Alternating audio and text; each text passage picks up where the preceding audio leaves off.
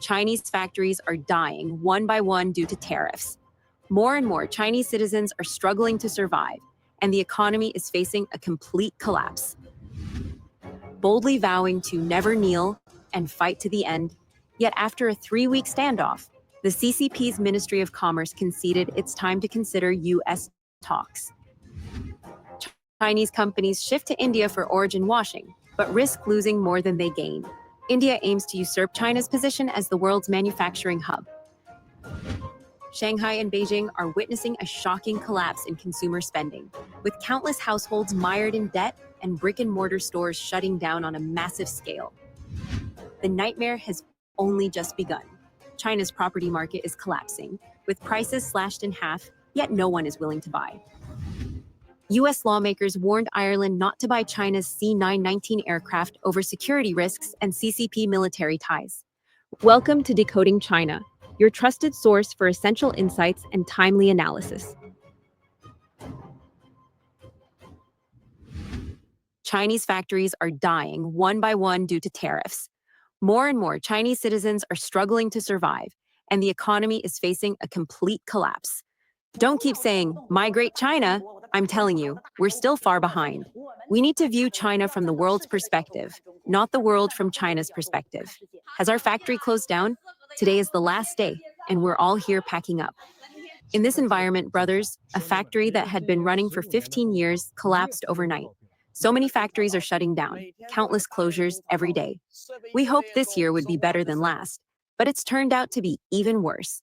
Do you believe that 30% of factories will close this year? A blogger reported.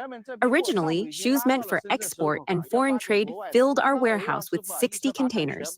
But now they're all stuck due to a 145% tariff. Under the impact of tariffs, China's economy is collapsing across the board. Industries are in decline, and export orders for Chinese manufacturing are rapidly disappearing, causing factories to close or halt production one after another. Physical stores are shutting down. Outside observers note that the 3 pillars of China's economy are crumbling.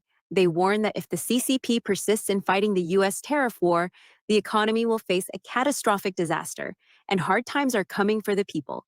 Strikes are breaking out. Factories can't pay wages, leading to more strikes. A worker shared, "They've loaded up trucks and fled, brothers. This year is the worst for business. Many factories are practically giving things away for free now. Don't talk about good or bad factories.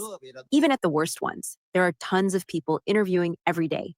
The trade war has dragged on, and workers are suffering the most. We can't hold on anymore, brothers. We're done." A clothing factory with 1.2 billion when invested went bankrupt in just 6 months. Look, friends, it's all desolation.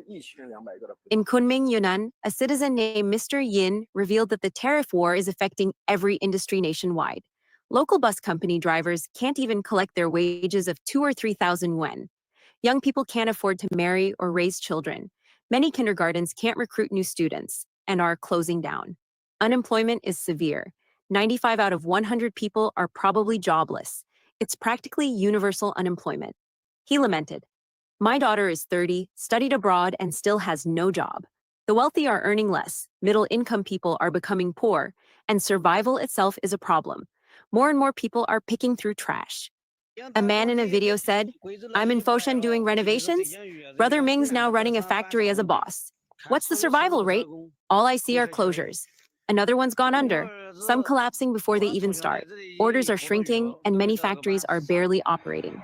So many are unemployed, unable to find work." Tariffs have pushed half of Dongguan's luxury goods OEM factories to the brink of collapse. I guarantee you, just at Shenzhen's Shekou port, there are 8 containers worth $3 million that can't be shipped out. Affected by the U.S.-China trade war, 4 containers of shoes that arrived at Shekou port this morning were sent back. It seems U.S. tariffs are hitting this business hard. A factory owner shared in a video, "The guy behind me makes cardboard boxes. Other industries might not show it, but cardboard, as a consumable, indicates how deeply Chinese foreign trade companies are affected by U.S. tariffs. 80% of orders have been canceled. With nothing to do, he's sitting at a friend's factory drinking tea, sitting for half a day because there's no work. Many of his clients have shut down completely." Analysts point out that, for the sake of face, the CCP is retaliating against the U.S. with tit-for-tat measures.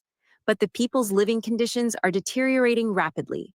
Tariffs are causing the collapse of China's economic troika. Xu Zhen, a veteran in China's capital markets, says that beyond foreign trade in 2024, investment and consumption, the other two pillars, have stalled. This will drag GDP down by 3 to 4 points, and with ripple effects, the impact on the economy will far exceed $700 billion. For the CCP, this is a catastrophic disaster. In reality, both external and internal demand in China's economy are stalling. The path of relying on massive infrastructure investments to drive growth has nearly reached its end. Villagers in Henan reveal that much of the rural land has been requisitioned by the government.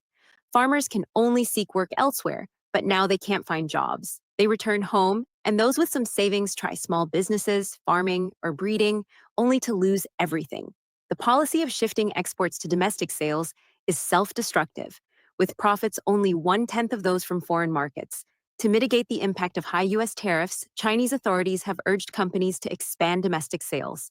However, many export-dependent manufacturers report that China's internal demand is weak, price wars are fierce, and profit margins are razor thin. Issues like delayed payments and high return rates further complicate matters, not only failing to cushion the tariff impact, but potentially exacerbating a deflationary spiral. A deflationary spiral is a vicious cycle where falling prices lead to reduced corporate profits, lower wages, and suppressed consumption. A video by a bedding business owner, nicknamed Blanket Brother, shows factory managers discussing their current operations. One mentioned that work now stops by 2 p.m., leaving workers anxious and unsettled. Another urged the boss to secure more domestic orders. Blanket Brother responded candidly, "I've done my best. Getting enough domestic sales to keep us going until 2 p.m. is already a win." He added that foreign and Chinese consumer habits differ significantly. Foreigners discard a blanket after months or even weeks, while Chinese consumers use one for years and are reluctant to replace it. Consumption habits are different, so no matter how much we expand domestic sales, it can't match exports. We can't break away from that. To cope with tariff pressures, many foreign trade companies have pivoted to domestic sales. However, with China's economy declining and consumer demand weakening, businesses are locked in fierce competition, slashing prices and creating a vicious cycle. Chen Aino, who runs a garment factory, told Reuters that exporting one product yields a profit of about 20 yuan, approximately $2.75, but domestic sales bring only a tenth of that. Due to slim margins, delayed payments from Chinese retailers, and demands to return unsold goods, she has decided to abandon the domestic market entirely. Currently, U.S. tariffs on Chinese exports have reached a cumulative 145%. Additionally, the U.S. has permanently eliminated the duty-free threshold for small packages valued under $800. Under this tariff pressure, orders from the U.S. to Chinese foreign trade companies have plummeted, pushing them into a survival crisis. The tariff shock has triggered a chain reaction across Chinese industries. Analysts say that for over 40 years, China's economy has heavily relied on foreign trade. External and internal demand are inseparable. Historical data on total foreign trade and retail sales of consumer goods show a clear positive correlation. When exports are strong, domestic consumption thrives.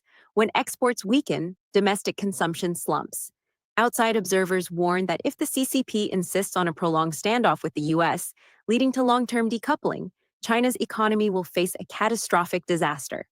On April 29th, Beijing released a so-called Never Kneel propaganda video while quietly lifting tariffs on 131 U.S. product categories, despite declaring it would fight the U.S. to the end and never kneel. On the morning of May 2nd, China's Ministry of Commerce issued a statement publicly announcing that it is now evaluating the possibility of holding negotiations with the United States. Previously, on May 1st, U.S. Treasury Secretary Scott Bessent gave an interview stating that before concluding any tariff deal with Beijing, Washington would prioritize reaching trade agreements with its Asian partners. Bessent also urged the CCP to begin trade negotiations quickly, warning that the holiday season is approaching, and if orders are not secured soon, the impact on China's economy could be catastrophic. Chinese companies shift to India for origin washing, but risk losing more than they gain. India aims to usurp China's position as the world's manufacturing hub. Amid the escalating US-China tariff conflict, some Chinese companies are reaching out to Indian exporters, asking them to fulfill orders on their behalf to retain American clients. However, India is actively negotiating with the US, aiming to replace China as a primary supplier to the American market. Economic stagnation, compounded by the tariff war, led to a significant drop in European and American buyers at this year's China Import and Export Fair, Canton Fair, with orders plummeting to historic lows. Bloomberg reported on April 28th that Ajay Sahai, Director General of the Federation of Indian Export Organizations, revealed that at the Canton Fair, Chinese companies approached several Indian firms, hoping they could supply goods to U.S. clients on their behalf. In return, these would pay attention to Chinese firms. Currently, due to China's retaliatory measures, tariffs on Chinese goods exported to the U.S. are mostly at 145%, while India enjoys a 90-day exemption period with a 10% tariff rate on exports to the U.S. And Taiwanese financial expert Huang Shetsung stated, China is currently seeking to relabel the origin of its goods in various regions. Southeast Asia was initially a target, but why are they now turning to India? The main reason is that in the first wave of reciprocal tariffs, India's tariffs are relatively low at around 25% compared to Vietnam's 46% or other Southeast Asian countries like Thailand and Cambodia, which are in the 40% range. Additionally, China's supply chain requires a large labor force, and India has those conditions. Under these circumstances, India has become a choice for relabeling the origin of goods. Despite Chinese companies' attempts to find alternative routes, India has not been a top choice for China's origin washing. In June 2020, the deadliest China-India border clash in decades resulted in at least 24 soldier deaths. Subsequently, the Indian government imposed strict restrictions on Chinese investments. In February this year, India's chief economic advisor, V. Anantha Nageswaran, stated that restrictions on Chinese investments are unlikely to be lifted in the short term.